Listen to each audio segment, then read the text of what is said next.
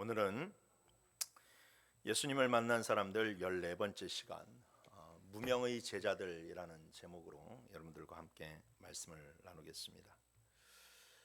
자, 우리는 지금 예수님을 만난 사람들 중에 예수님의 12 제자들 편을 좀 살펴보고 있습니다.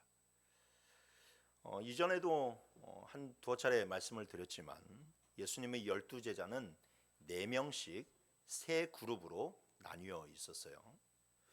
첫째 그룹은 베드로, 안드레, 야고보, 요한. 둘째 그룹은 빌립, 바돌로메, 도마, 마테. 그리고 셋째 그룹은 알페오의 아들 야고보, 그리고 다데오, 가나나인 시몬, 그리고 가롯 유다, 이렇게 세 그룹으로 형성되어 있습니다.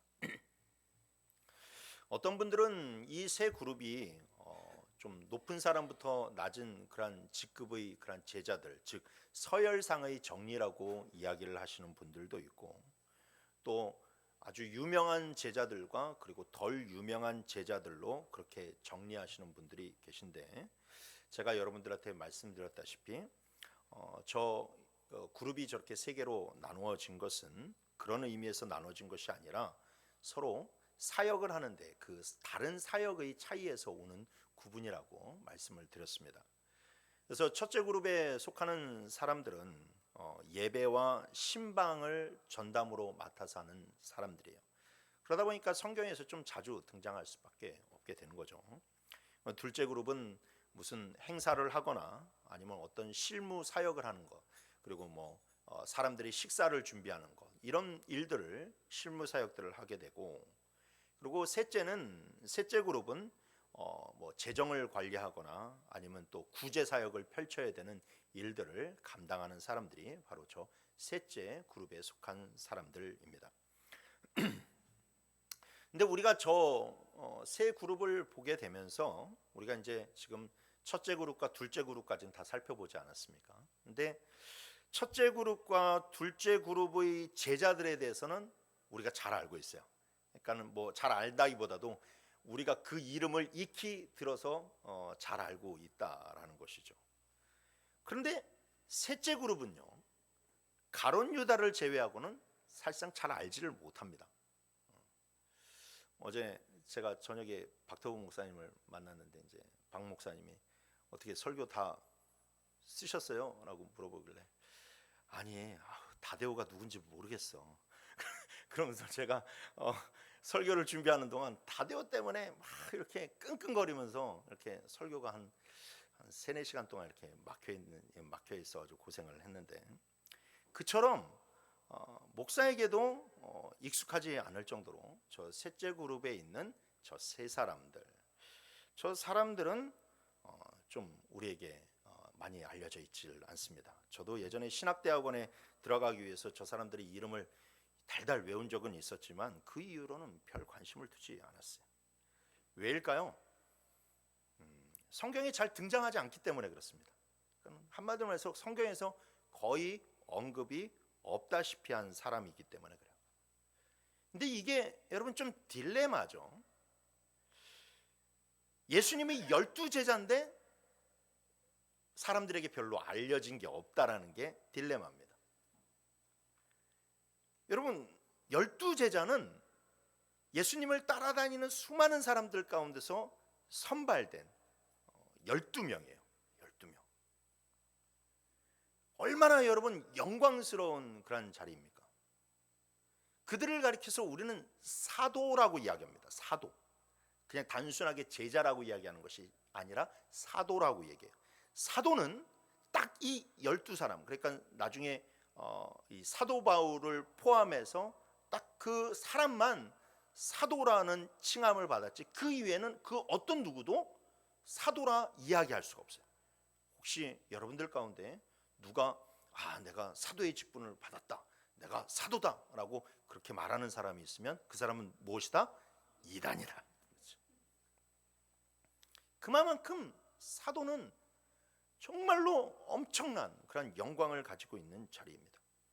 그런데 그 12사도 안에 들어가는 사람들인데 우리는 이 세 사람에 대해서 나사로에 살았던 이 베다니에 살았던 나사로보다 훨씬 더 알지를 못해요. 그 당시 이름도 언급되지 않았던 그 유명한 여성들보다 우리가 더 알지를 못한다라는 것이 딜레마인 것이죠. 이들이 이렇게 12명의 예수님의 제자이지만 사람들에게 너무나도 알려지지 않았던 것은 그들이 남들이 추측하는 것처럼 불충한 사람들이었기 때문에, 제자였는데 게을리 일했기 때문이 절대 아닙니다.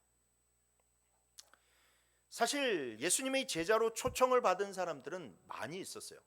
12명만 예수님이 가서 나를 따르라고 말씀하신 것이 아닙니다. 여러분 그것을 잘 아셔야 돼요. 누가복음 9장 57절 62절 말씀에 보면 이런 말씀이 있어요. 길 가실 때에 어떤 사람이 여짜오되 어디로 가시든지 나는 따르리이다. 예수께서 이르시되 여우도 굴이 있고 공중의 새도 집이 있으되 인자는 머리 둘 곳이 없도다 하시고, 또 다른 사람에게 나를 따르라 하시니 그가 이르되 나로 먼저 가서 내 아버지를 장사하게 허락하옵소서. 이르시되 죽은 자들로 자기의 죽은 자들을 장사하게 하고 너는 가서 하나님의 나라를 전파하라 하시고, 또 다른 사람이 이르되 주여 내가 주를 따르겠나이다마는 나로 먼저 내 가족을 작별하게 허락하소서. 예수께서 이르시되 손에 쟁기를 잡고 뒤를 돌아보는 자는 하나님의 나라에 합당하지 아니하니라 라는 말씀이 나옵니다.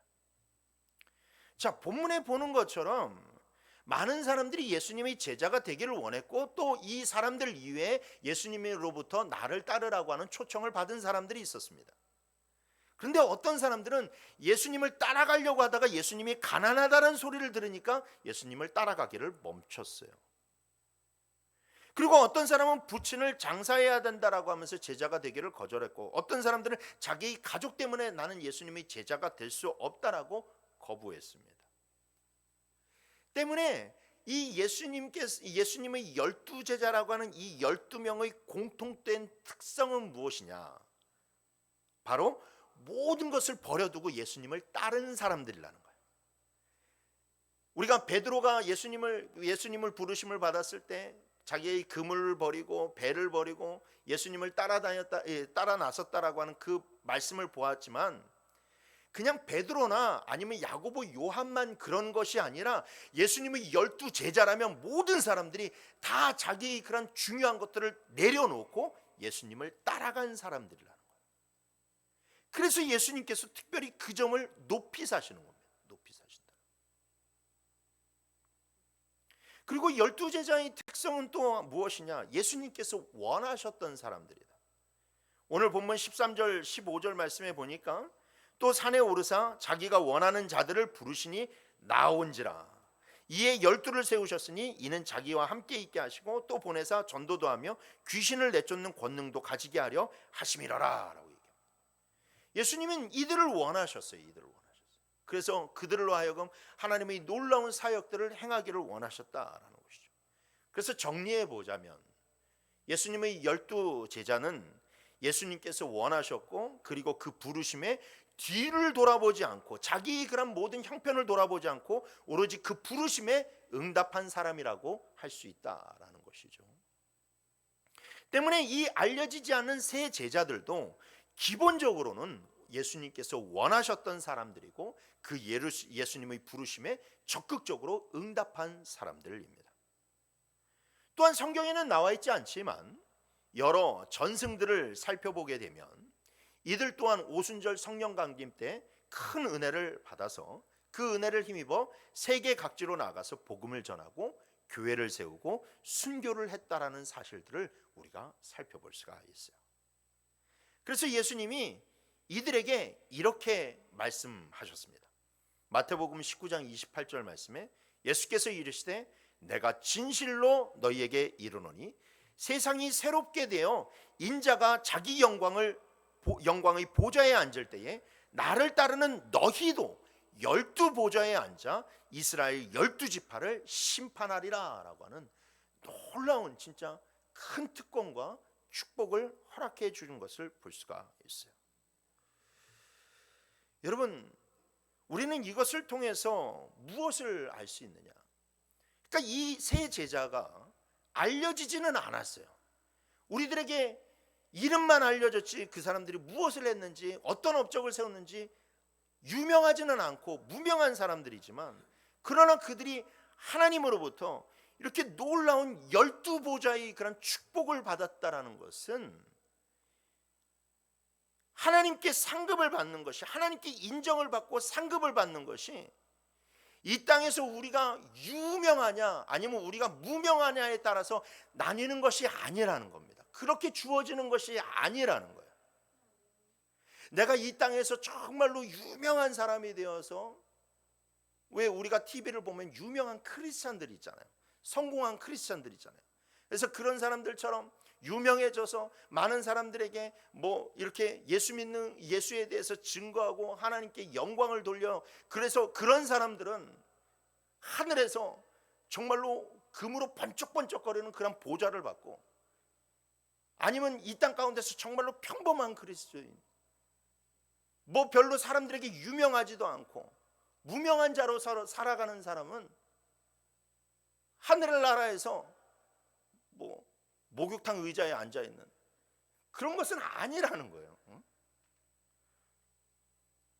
뭐 목사님들이 어떤 대형 교회를 크게 세우고 크게 부흥시키고 수천 명 수만 명이 되는 사람들을 목회한다고 인해서 하늘나라 가서 그 목사님에게 번쩍거리는 크리스탈 의자가 내비되어 있고, 시골에서 5명 10명 데리고 목회하시는 그런 목사님들에게 천국에서는 아주 초라한 나무 의자가 마련된 것은 아니라는 겁니다.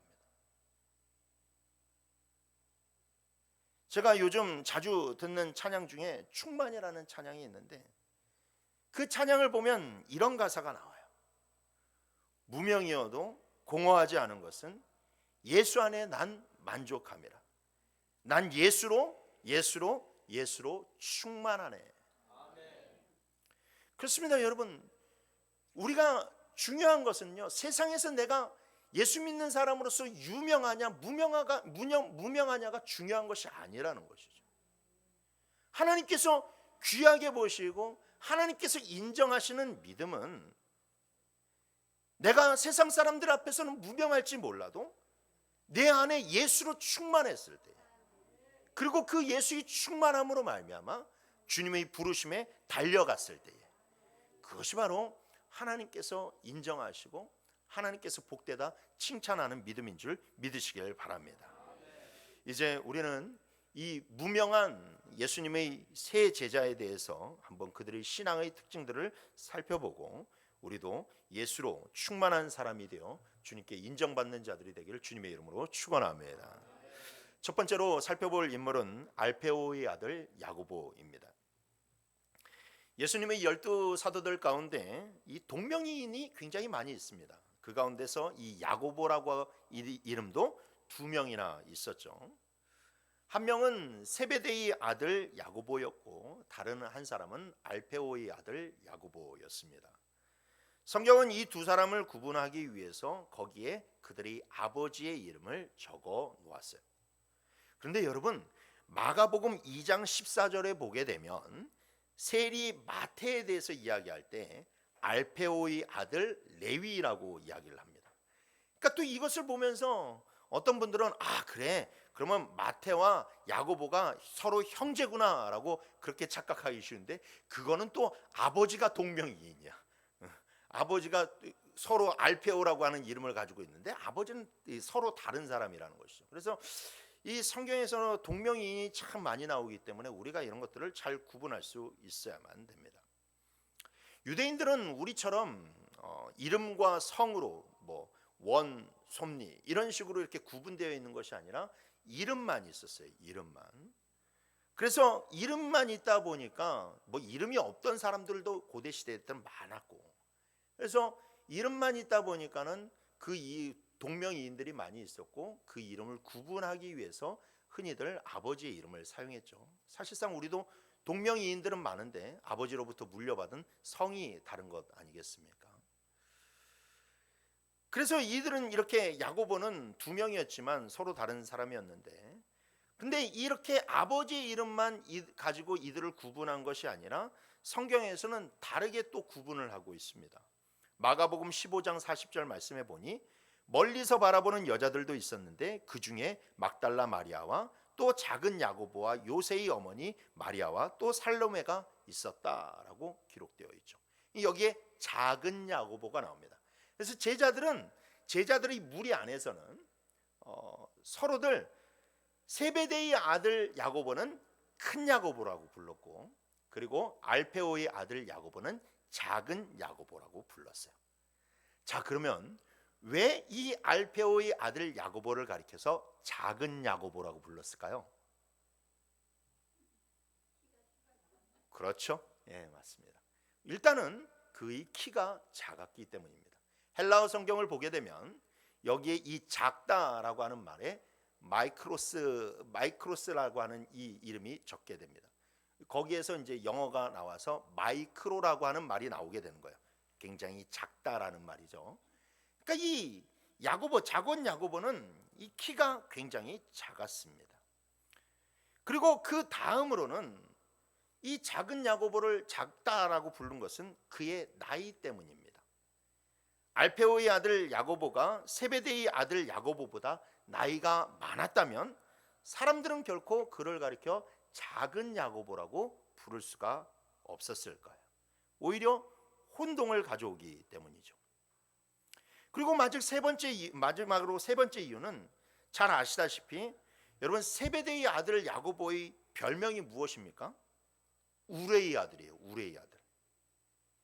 그래서 그 별명을 보아서 알 수 있듯이 그들은, 이 세베데의 아들 야고보는 그는 매우 활달한 사람이었어요. 어디서든 나서기를 좋아하고 두각을 나타내는 사람이었다라는 것이죠. 제가 지난 부활주일날 이제 부활주일이 끝나고 집에 올라가서 사모님과 함께 이게 그 지저스라고 하는 뮤지컬, 미국에서 만든 뮤지컬을 보았습니다. 언제 기회가 됐으면 여러분들과 함께 그것을 좀 같이 봤으면 좋겠는데, 2시간 동안 너무나도 환상적인 그런 뮤지컬을 이렇게 보았어요. 근데 그 뮤지컬, 예수님에 대한 뮤지컬이다 보니까 예수님과 12제자들이 이렇게 주로 주인공으로 등장을 하잖아요. 근데 그 2시간 동안 뮤지컬을 쭉 본 다음에 이 12제자 중에서 뇌리에 남는 제자는 딱 2명이었어요. 한 사람은 베드로였고 한 사람은 세베데의 아들 야고보였어요. 그렇게 야고보가 뮤지컬이 끝난 다음에 뇌리에 남았던 것은 뮤지컬 내내 시종일관 세베데의 아들 야고보가 얼마나 시끄럽고 나대고 나서고 막 그냥 말들을 많이 하는지, 진짜 이 세베데의 아들 야고보가 어떤 사람인지에 대해서 잘 표현을 해놨더라고요. 그만큼 이 세베데의 아들 야고보는 드러내는 사람이었습니다. 드러나기를 좋아하는 사람. 반면에 알페오의 아들 야고보는 조용한 사람이었어요. 잘 드러나지 않는 사람이었어요. MBTI로 따지면 야고보는 극 2구, 그 다음에 큰 야고보는 극 2구, 작은 야고보는 극 I라고 이야기를 할 수 있을 거예요. 그처럼 이 드러남에서의 차이가 있었고 자기가 너무나도 드러나지 않았던 사람이었기 때문에 이 유명도에 비춰서 그는 작은 야고보로 그렇게 불렸을지 모릅니다. 자, 키도 작고 나이도 어리고 리더십이 그렇게 사람들 앞에서 뛰어난 사람도 아니었어요. 어찌 보면 달란트를 별로 부각되는 달란트가 없는 그런 아주 평범한 사람이라고 이야기할 수 있습니다. 예수님의 제자가 되었어도 누구 하나 그를 알아주지 않았고, 정말로 성경에 그가 한 일이 드러나 있지는 않았지만 중요한 것은 무엇이냐? 예수님께서 그를 원하셨고 그를 부르셨다라는 거예요. 외적으로 화려한 조건이나 특별한 달란트가 없어 보여도 예수님께서는 그를 사도로 부르셨고 하나님의 나라의 사역을 위해서 귀하게 사용하셨다라는 겁니다. 그리고 이 작은 야고보는 그 부르심에 정말로 응답하여서 사람들이 알아주지 않아도 최선을 다하여서 그 사도의 직무를 감당했다라는 것이죠. 우리는 이 알페오의 아들 야고보를 생각하면서 이 말씀을 다시 한번 떠올리게 됩니다. 고린도전서 1장 27절서부터 29절까지의 말씀 다 함께 읽어보도록 하겠습니다. 시작.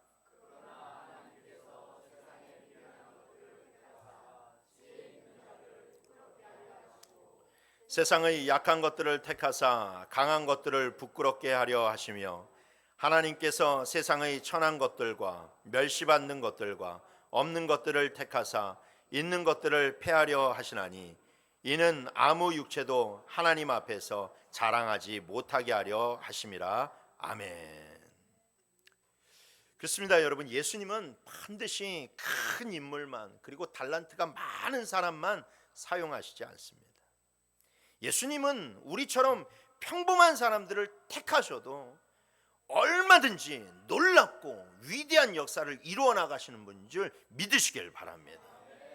그래서 때문에 여러분, 우리는 예수님께서 우리를 쓰시겠다라고 하면, 예수님께서 우리를 부르셔서 무엇을 맡기겠다 하면 그 부르심에 전적으로 순종하는 것이 중요합니다. 내 자신을 돌아볼 것이 아니라 내 나이를 돌아보고 내 달란트를 바라보고 내 형편을 바라보고 내 리더십을 바라보는 것이 아니라 그 부르심만 바라보면서 순종하면서 나아가는 것이 참으로 중요하다라는 거예요. 여러분, 종이에도 여러 가지 종이 종류가 있습니다. 그리고 어떤 종이는 비싸고 어떤 종이는 쌉니다. 그러나 여러분, 아무리 싸구려 종이라 할지라도 어떤 유명한 화가가 그 종이 위에 그림을 그리면 그 종이의 가치가 변하게 되는 거예요. 레오나르도 다빈치가 여러분 정말로 훌륭한 작품들도 많이 남겼지만 그 가운데서 그가 남겨져 있는 이 스케치들도 많이 남아 있습니다. 여러분, 스케치는 뭡니까? 한마디로 말해서 낙서 비슷한 것 아닙니까? 완성되지 못한 그런 밑그림, 그냥 버려질 만한 거. 하지만 그가 그 연습 종이에 그 스케치를 그렸다는 것만으로도 지금 후대 사람들에게 있어서는 아주 크게 정말로 존귀하게 여겨지는 그런 가치의 물건이 되지 않았습니까? 때문에 여러분, 사람은 그렇게 중요하지 않습니다. 우리 됨됨이는 그렇게 중요하지 않습니다. 우리들의 달란트는 그렇게 중요하지 않다라는 거예요. 그리고 우리가 이 땅에서 유명한 자가 되든 무명한 자로 쓰임받고 살다가 여러분, 그것은 그렇게 중요하지 않다라는 겁니다. 하나님께서 부르셨다라는 것이 중요한 것이고, 하나님께 순종했다라는 것이 중요한 것이고, 하나님께 쓰임 받았다라는 것이 중요한 것이죠. 여러분, 어찌 보면 여기에 있는 우리들은 다 작은 야고보 아니겠습니까? 사실 이 땅에 유명한 크리스찬들이 몇 명이나 되겠습니까? 전체의 크리스찬들의 인구를 따지고 보면 유명한 크리스찬들은 얼마 되지 않습니다. 근데 그 유명한 사람들을 통해서 하나님께서 역사하십니까? 아닙니다. 수많은 무명의 그런 크리스찬들을 통해서 하나님은 교회를 세워가시고 영혼들을 살리십니다. 결국 우리와 같은 사람들도 하나님께 귀하게 쓰임을 받고 있다는 것입니다. 그러니 여러분들이 얼마나 귀한 부르심에 초대되었는지를 늘 기억하시고 항상 하나님 앞에서 그 부르심에 최선을 다하는 삶을 살아가시길 주님의 이름으로 축원합니다. 두 번째로는 다데오입니다. 다데오라고 하는 이름은 별명입니다. 다데오에게도 본명이 있었습니다. 누가복음 6장 16절에 보게 되면 야고보의 아들 유다와 예수를 파는 자 될 가롯 유다라고 나와 있죠. 그래서 이 다데오의 본명이 무엇이냐? 바로 유다예요. 유다. 그래서 누가가 기록한 누가복음과 사도행전에는 이렇게 다데오의 그런 본명을 사용을 했어요. 누가는 헬라인이잖아요. 헬라인이고 정확하게 그 사실 관계를 따져서 성경을 기록한 사람이기 때문에 누가복음의 특징이 그겁니다. 굉장히 자료를 많이 조사해서 팩트를 그대로 전달하는데 중점을 맞춘 그런 복음서가 누가복음, 사도행전인데, 그러다 보니 이 다데오의 별명을 기록해 놓지 않고 그의 본명이었던 유다에 대해서 기록해 놓고 있어요. 근데 반면 마태복음이나 마가복음의 명단에서는 그의 본명에 대해서 이야기하지 않고 그의 별명이었던 다데오에 대해서 이야기하고 있어요. 그러니까 이것만 보아도 예수님의 제자들 사이에서는 그를 아까 뭐 야고보를 갖다가 작은 야고보야라고 불렀던 것처럼 이 유다를 유다라고 부르지 않고 다데오다라고 그렇게 별명을 불렀던 것을 우리가 추측해 볼 수 있습니다. 그렇다면 다데오의 뜻은 무엇일까요? 다데오의 뜻은 엄마의 젖을 먹는 아이입니다. 엄마의 젖을 먹는 아이. 흔히 이 젖먹이라고 하는 그런 별명을 가지고 있어요. 근데 이게 뭐 우리가 흔히 어떤 남을 비하할 때 야 가서 엄마 젖이나 더 먹고 와 막 이런 식으로 이렇게 남을 놀리거나 비하하지 않습니까? 그런데 그런 의미가 아니라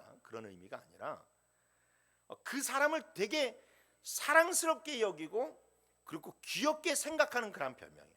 그래서 부르는 별명이에요.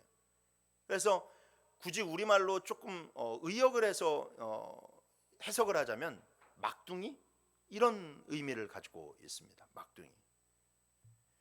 그래서 우리가 어떤 그런 대형제들 가운데서도 이 막내는 항상 이렇게 귀염을 받고 엄마 아빠가 항상 이 대할 때 톤도 이 첫째를 대할 때와 이 막내를 대할 때의 그런 톤이 이렇게 다르지 않습니까?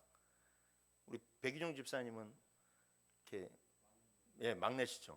막내신데 부모님이 부를 때 귀종아라고 부르셨나요? 아니면은 귀종아라고 부르셨나요? 그러셨나요? 안 그랬을 것 같은데. 좀 막내를 부를 때는 항상 이렇게 따뜻하고 아주 인자하게 이렇게 부르는 것을 볼 수가 있어요.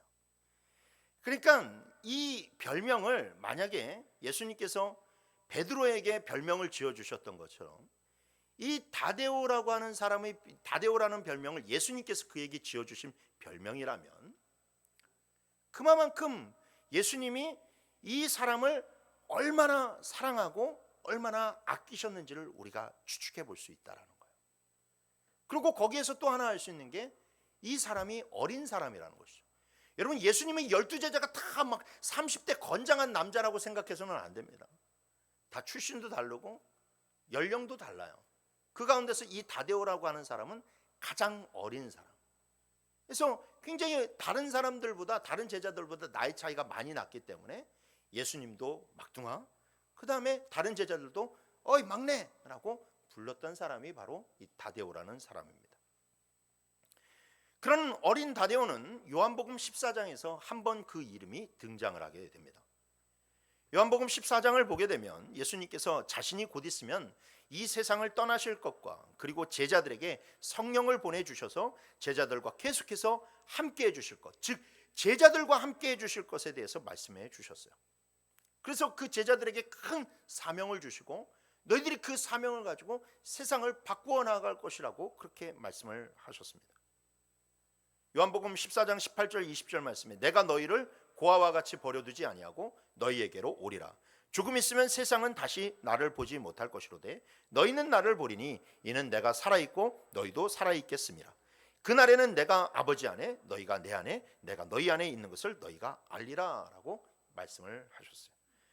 그래서 이 말씀을 듣자 다데오가 예수님에게 질문을 했어요. 무엇이라 질문을 했느냐? 요한복음 14장 22절에 가룟 아닌 유다 다데오죠. 이르되 주여 어찌하여 자기를 우리에게는 나타내시고 세상에는 나타내지 아니하려 하시나이까? 라고 그렇게 물었다라는 겁니다. 그러니까 예수님은 왜 예수님이 자기 자신을 그 위대하신 분의 그런 정체를 자기들에게만 나타내시는지가 궁금했어요. 아니 예수님이 세상을 바꿔나가라고 얘기하고 수많은 사람들을 불러내라고 이야기하고 그 사람들에게 구원을 전파하라고 이야기를 하셨는데 그러려면 좀 더 유명한 사람들, 영향력 있는 사람들, 당시에 뭐 종교 지도자들 아니면 로마의 통치자와 같은 그런 사람들에게 자기를 나타내셔서 그 사람들을 제자로 삼으시면 하나님의 일을 더 크게 할 수 있는 것 아닙니까? 라고 그렇게 그는 궁금했다라는 거예요. 그런데 하나님께서는 하나님의 나라를 건설하시고 그리고 세상을 변화시키겠다고 하시면서 정작 현실에서는 자기네들 같이 배우지 못한 사람들, 평범한 사람들, 어린 사람들, 어리숙한 사람들을 불러내셔서 제자로 삼으시니, 그들에게만 나타내시니, 그들에게만 성령을 허락하시니 그것이 도무지 이해가 안 갔다라는 겁니다. 그래서 다데오는 예수님이 유명해지기를 원했어요. 예수님이 영향력 있는 사람이 되었으면 좋겠어요. 그래서 예수님이 유명해져서 영향력 있게 되어서, 그래서 수많은 그런 사람들에게 알려지기를 원하고, 그 정말로 사람들에게 칭찬받고 사람들에게 박수받기를 원했다라는 것이죠. 그러자 예수님이 따뜻한 미소를 지으시면서 다데오에게 이렇게 말씀하십니다. 요한복음 14장 23절 24절 말씀에 예수께서 대답하여 이르시되 사람이 나를 사랑하면 내 말을 지키리니 내 아버지께서 그를 사랑하실 것이요 우리가 그에게 가서 거처를 그와 함께 하리라. 나를 사랑하지 아니하는 자는 내 말을 지키지 아니하나니 너희가 듣는 말은 내 말이 아니요 나를 보내신 아버지의 말씀이니라 라고 하는 말씀을 주십니다. 이 말씀을 쉽게 해석해서 여러분들에게 알려드리면, 예수님은 다데오에게 자신이 왜 이 땅에 오셨는지를 알려주시는 거예요. 예수님은 자기가 유명해지기 위해서 이 땅에 오신 것이 아니라는 것을 알려주시는 거예요. 예수님은 사람들에게 칭찬받고 사람들에게 박수를 받기 위해서 이 땅에 오신 분이 아니라는 것을 지금 알려주고 계신 거예요. 예수님이 이 땅에 왜 오셨어요?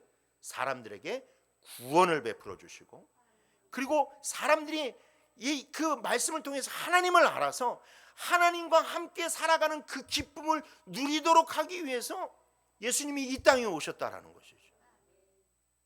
여러분, 인생의 놀라운 축복과 기쁨과 평강의 모든 비밀은 다 이 하나님의 말씀 안에 있는 줄 믿으시길 바랍니다.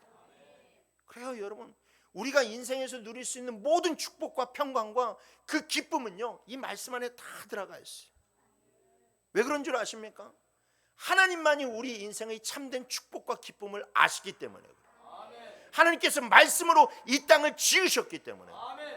그래서 여러분, 이 말씀 안에 우리가 정말로 추구하는 모든 행복과 그 기쁨이 이 안에 녹아들어 있다는 것이죠. 그래서 예수님은 이 땅에 계시는 동안 계속해서 사람들에게 하나님의 말씀을 가르치셨어요. 계속해서 가르치셨어요. 우리는 성경에서 보면 대부분 예수님의 그 기적적인 그런 사건에 포커스를 맞춰서 보겠지만, 여러분, 그런 것들은 진짜 단편적인 사건들, 그 짧은 시간에 일어난 단편적인 사건들. 대부분의 시간들은 여러분, 예수님은 사람들에게 말씀을 가르쳐 주셨어요. 그래서 사람들은 흔히 예수님을 가르쳐서 무엇이라 불렀습니까? 랍비라고 불렀습니다. 랍비요, 랍비요. 선생님이요.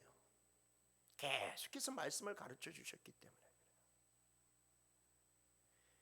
그래서 예수님은 정말로 어떻게 살아야 되는지, 어떻게 해야 하나님과 할 수 있고 함께 할 수 있고, 어떻게 해야 그 삶 가운데 기쁨과 평강을 누려지는지를 알려주기 위해서 끊임없이 말씀을 알려주셨다라는 거예요. 그래서 예수님은 다데오가 그것을 깨닫기를 원했어요.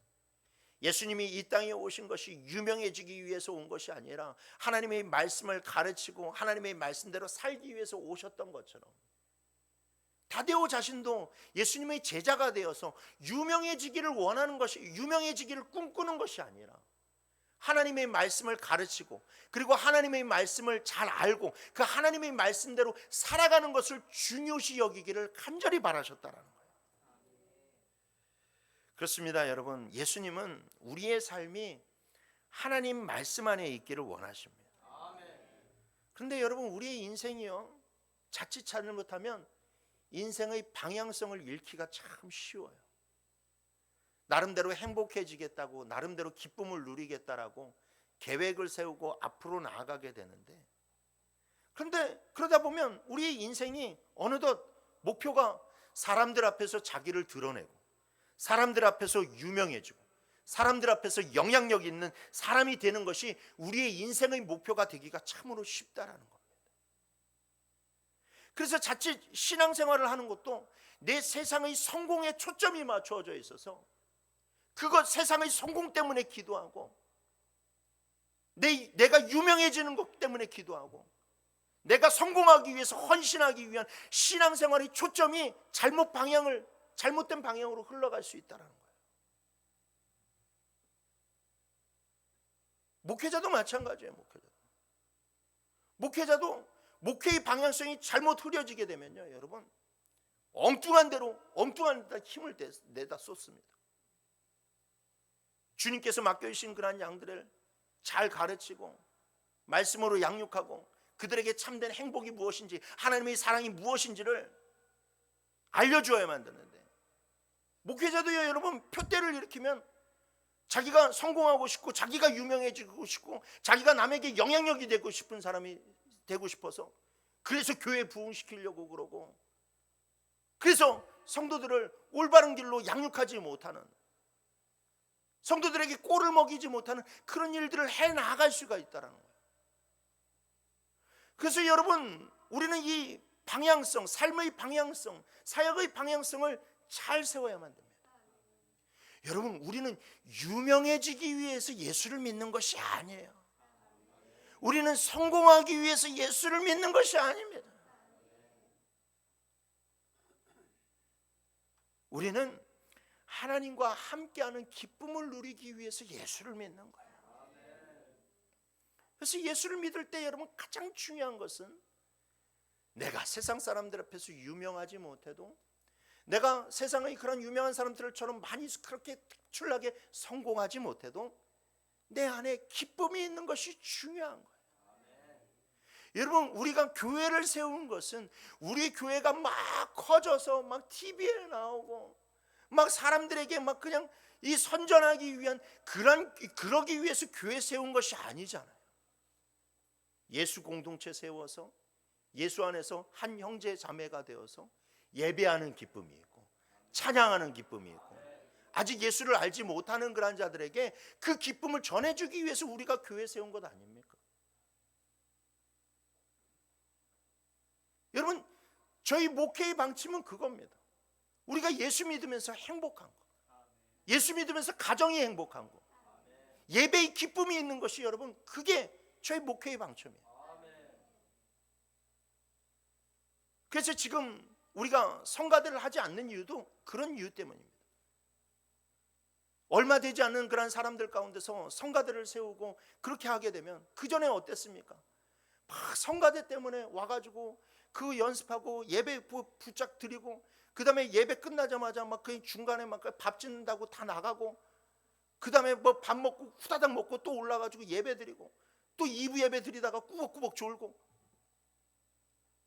오히려 그게 하나님 앞에 우리가 뭐 성가됐으면 좋죠. 예, 좋습니다. 그러나 그것이 우리가 아직 감당할 때가 되지가 않고, 그것이 나의 예배의 기쁨을 빼앗아가 버린다면, 여러분, 정말로 예수님이 마르다에게 이야기하셨잖아요. 좋은 편을 선택하라고 얘기했기 때문에 저로서는 좋은 편을 선택한 겁니다. 좋은 편. 있으면 좋습니다. 있으면 좋습니다. 그러나 그것을 우리가 은혜로 감당할 수 있고, 또 이 은혜로 감당할 수 있는 그런 부흥이 있었을 때 또 그때 설날이 있겠죠. 그렇습니다. 여러분, 우리가 정말로 예수 믿으면서 가장 중요한 것이 그 목적을 잊지 말아야만 됩니다. 표대를 잃어버리지 말아야만 됩니다. 그러니 여러분, 그 놀라운 축복을 누리려면, 그 기쁨을 누리려면, 그 평강을 누리려면 무엇보다도 우리 안에 말씀을 사랑해야 되고, 우리가 항상 그 말씀대로 살아가기에 힘쓰는 삶을 살아야만 됩니다. 그러니 늘 말씀 안에 거하시고 하나님 안에 거하는 우리 모두가 되기를 주님의 이름으로 축원합니다. 마지막 세 번째로 가나나인 시몬에 대해서 살펴봅시다. 그는 베드로와 이름이 또 똑같았어요. 이 본명은 시몬입니다. 베드로의 본명도 시몬이죠. 그래서 성경은 베드로와 구분하기 위해서 가나나인 시몬이라고 그렇게 이름 지었습니다. 예전에 개역 한글판 성경에 보면 이 가나나인이라고 표현되지 않고 가나안인이라고 이렇게 번역이 되어 있었는데, 그래도 개역 개정에서는 좀 더 표기가 잘 표기가 되어서 가나나인이라고 그렇게 나와 있죠. 이게 히브리어 칸나에서 이렇게 한글식으로 발음을 하다 보니까 가나나라고 이야기하는데, 이 말의 뜻은 무엇이냐? 여러분들이 가지고 있는 성경 18절 말씀에 보면 그 가나나 앞에 1번이 적혀져 있고, 1번에 뭐라고 적혀 있습니까? 아람어에서 온 말로 열심당원이란 뜻이다 라는 의미를 가지고 있어요. 그러니까 열심당원 시몬이에요. 열심당원 시몬. 열심당이란 이스라엘 안에 있는 아주 극우 정치 세력이었어요. 극우 정치 세력. 그들은 정말로 극단적으로 로마와 맞서서 싸우고 나라의 독립을 꾀하는 사람들이었어요. 좋게 말하면 애국주의자들인데, 나쁘게 말하면 정말로 너무나도 이 과격한 그런 방법으로 정말로 싸워서 죽이는 한이 있더라도 그들로부터 나라를 되찾아야만 되는 그런 극우 정치 세력자들이었어요. 이들이 어떤 사람이라는 것을 우리가 이해하려면 마사다라고 하는 그런 요새를 우리가 보면 됩니다. 이스라엘 성지순례를 가보게 되면 필수로 방문하는 곳이 이 마사다라고 하는 요새예요. 이 마사다라고 하는 요새는 저렇게 해발 400m 위에 널따란 그런 평지가 형성되어 있어서 그 위에서 사람이 주거를 할 수 있을 정도의 그런 요새입니다. 그리고 올라가는 길이 꼬불꼬불한 그 아주 새길만 유일한 길이 있기 때문에 위에서 올라가서 자리 잡고 있으면 어떻게 그곳을 점령을 할 수가 없어요. 그래서 주 70년경에 로마가 이 군대를 이끌고 예루살렘을 쳐들어왔을 때 이 열심 당원들이 한 천여 명 정도 되는 열심 당원들이 가족과 함께 저 마사다 요새 위에 올라가서 이렇게 항전을 벌였습니다. 로마가 저거를 정복을 해야 되는데 이 골칫덩어리 이 열심당원들을 죽여야만 되는데 도무지 저기로 올라갈 방법이 없는 거예요. 그래서 로마가 생각한 끝에 어떤 방법을 쓰기로 했냐면 토성을 쌓기로 했어요. 토성을 쌓기로. 그래서 여러분들 저 사진에서 보시면 옆으로 대각선으로 이렇게 하얗게 있지 않습니까? 저게 로마가 쌓아서 올린 그 토성이에요. 토성. 높이가 한 절벽의 높이가 100m 정도가 됐는데 이 100m의 높이를 토성을 쌓아서 올라갔습니다. 근데 처음에 토성을 쌓을 때 막 위에서 막 그냥 돌을 내던지고 그다음에 화살을 쏘고 막 그러니까 이 로마가 또 어떤 방법을 쓰냐면 유대인들을 잡아다가 유대인들에게 저 공사를 시킨 거예요. 그 유대인들이 공사가 자기 동족들이 저것을 막 쌓아 나가니까 위에서 돌을 던질 수가 없잖아요. 돌을 던질 수가. 그래서 그냥 이 사람들이 계속해서 그것을 열심당원들이 지켜보았습니다. 그리고 어느덧 시간이 흘러서 저 토성이 완성이 되었고 이제 내일 아침이 되면 바로 로마 군인이 이제 쳐들어올 그런 기세를 갖추고 있었어요. 그날 저녁에 이 열심당원들은 우리가 내일이면 이제 로마한테 분명히 지게 될 텐데 그리고 사로잡히게 될 텐데 로마한테 사로잡히느니 차라리 우리가 죽는 길을 선택하자라고 그렇게 결의를 하게 됩니다. 그래서 모든 남자들이 자기의 아내, 자기 아내들, 자기 자식들을 다 칼로 찔러서 죽여요. 그리고 남자들은 스스로 자결을 하게 됩니다. 그리고 자기네들이 얼마나 로마에게 끝까지 맞서다 싸워서 죽었는지를 알릴 사람들만, 여자 2사람, 아이 5사람, 이 자기 이야기들을 전할 사람 7사람만 남겨두고 모든 사람들이 다 죽습니다. 근데 여러분 사실상 열심당원이었던 자기네들만 죽으면 되지. 자기의 아이들도 죽이고 자기의 아내들까지 죽이면. 여러분 우리가 가끔가다 TV에서 보게 되면 안타깝게 자기 목숨을 이렇게 삶의 생활고 때문에 목숨을 끊는 분들을 보게 되면 근데 자기만 죽는 게 아니라 아이들도 식구들도 함께 죽이는 그런 참 안타까운 사람들이 있지 않습니까? 이처럼 이 열심당원이라는 사람들은요 나라를 위해서라면 처자식도 죽일 만큼 극성 아주 정치주의자들이었어요.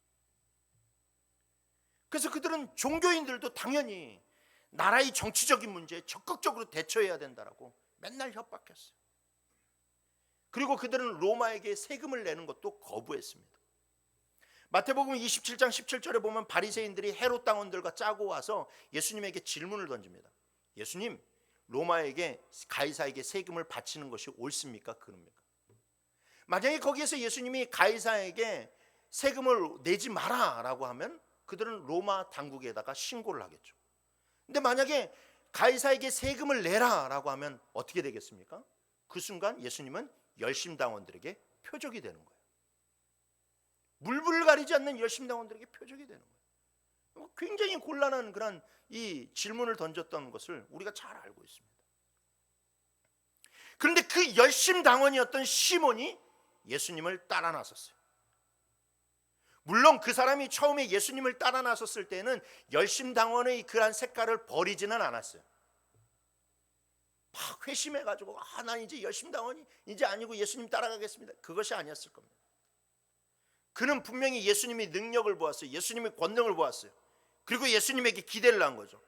저 권능이 있으면, 저 능력이 있으면 능히 저 로마 사람들을 다 죽이고 저분이 이 나라의 독립을 되찾겠구나라고 하는 그 희망을 가지고 그는 예수님을 따랐다라는 거예요. 그런데 여러분, 그가 예수님을 따라서 신앙생활을 하고 제자의 삶을 살아가는 동안 계속해서 믿음의 시련이 닥쳐왔습니다. 어떤 시련이 닥쳐와요? 예수님의 말씀을 듣는데 예수님이 원수를 사랑하래요. 아니 찢어 죽여도 시원찮은 판국에 원수를 사랑하래요. 예수님이 억지로 오리를 가게 하거든 몇 리를 가래요? 10리를 가래요. 그게 로마 군인을 두고 하는 소리예요. 누가 이렇게 딴 사람이 억지로 오리로 가는데 갈 사람이 누가 있겠습니까? 그게 아니라 당시에 로마 군인은 누구든지 지나가는 사람을 딱 보게 되면 야, 너 내 짐 들고 오리 가 라고 하면 강제적으로 그렇게 오리를 가게 할 수 있는 권한이 있었어요. 그러니까 로마 군인을 그렇게 시키면은 칼 들고 싸우고 내가 좀 맞아 터지는 한이 있더라도 때려서 그것을 하지 말아야 되는데 예수님은 10리를 가라고 하네. 그리고 로마의 세금을 걸었던 마태가 세리가 예수님의 제자가 된다고 떡하니 그 그룹 안에 들어왔어요. 또 어느 날은 말단 세리가 아닌 세리장 삭개오의 가정에 가셔서 이 가정의 구원을 받았다라고 그렇게 선포를 하셨어요. 어느 날은 로마의 백부장이 찾아와서 제 종 좀 고쳐주세요 라고 얘기했어요. 아니 그 능력을 가지고 그 로마 백부장에게 정말로 문둥병에 걸리게 하고 그를 죽여도 시원찮을 판국에 그의 종을 고쳐준다고, 그 놀라운 능력을 그의 종을 고쳐주는 데 쓴다고. 여러분, 이 일련의 이야기들은 이 열심당원이었던 시몬에게는 수없는 시험거리였어요. 계속해서 믿음에 대한 도전이었어요. 저게 맞는 걸까? 저게 맞는 걸까? 왜 저 양반은 저렇게 하시는 걸까? 그래서 갈등이 참 많았던 시몬이었지만, 그런데 그가 그거에 실망해서 예수님을 떠났습니까? 떠나지 않았습니까? 떠나지 않았어요. 그런 예수님의 제자가 되었어요. 제자의 길을 선택했어요. 그 이유는 무엇일까요? 시몬은 어느덧 예수님이 추구하는 나라가 이 땅의 나라가 아니라 하나님의 나라라는 것을 깨달았고, 그리고 진정한 우리들의 나라가 바로 그 하나님의 나라라는 것을 인정했기 때문에, 그것을 받아들였기 때문에 그래요. 그래서 그는 이 땅의 나라를 회복하는 것이 아니라 하나님의 나라를 회복하는 것이 중요하다 생각했어요. 그는 자기의 이념도 버리고 자기의 아집도 버리고 자기의 선입견도 다 내어던지고 오로지 예수의 제자가 되는 삶을 살아가기로 결정했다라는 겁니다. 그리고 그는 성령 충만이 받은 후에 정치지를 위해서 정말로 물불을 안 가리고 있던 그 열심을 오로지 하나님의 나라를 위해서 쏟아부었어요. 나라가 걱정되면 기도했고 국민이 불쌍하면 전도했습니다. 그래서 그는 하나님께 귀하게 쓰임을 받았고 하나님의 이 나라의 일을 추구하면서 살았다는 것이죠. 사랑하는 성도 여러분, 우리는 이 땅에 하나님의 나라를 건설하고 나중에 도래할 하나님의 나라를 소망하면서 살아가는 사람임을 여러분들 잊지 마시길 바랍니다. 우리가 오늘 예배가 시작하기 전에 마지막 찬양으로 하나님의 나라에 대한 찬양을 불렀는데 그 찬양 가운데 가사가 무엇입니까? 한 손엔 복음 들고 한 손엔 사랑을 들고 나가야 된다라고 이야기하잖아요. 그렇습니다. 여러분, 하나님의 나라는 사랑의 나라이고 평강의 나라입니다. 그리고 그 하나님의 나라를 세우려면요, 여러분, 우리는 끊임없이 내 자신과 싸워야 돼. 내 자신과. 내 자신을 십자가에 못 박아야 되고, 내 자신을 내려놓아야 되고. 그래서 오로지 하나님의 생각으로 우리를 가득 채워야만 됩니다. 용서하기 힘든 사람 용서해야만 됩니다. 사랑하기 힘든 사람 사랑해야만 됩니다. 나와 다른 사람 인정해 주어야만 합니다. 그래서 끊임없이 우리가 나 자신을 내려놓고 하나님의 나라만 바라보면서 한 손엔 복음 들고 한 손엔 사랑을 들고 나아갈 때에, 여러분, 그때 진짜 하나님의 나라가 이 땅 가운데서 건설될 것이고, 또 이 땅 가운데서 그런 하나님의 나라를 꿈꾸었던 자들이 장래에 하나님의 나라가 이 땅에 임하실 때에 우리가 그 영화로운 천국 시민이 될 줄 믿습니다. 이 말씀 여러분들 기억하시길 바랍니다. 여러분, 이 무명의 제자 3명을 반드시 기억하십시오. 자신의 영달을 위해서 달려가지 않았습니다. 오로지 하나님만 바라보았고 그 부르심에 합당한 최선의 삶을 살았던 모습을 생각하면서 우리 또한 그러한 사람이 되어서 정말로 이 땅에 하나님의 나라를 세워가는 자들이 되기를 주님의 이름으로 축원합니다.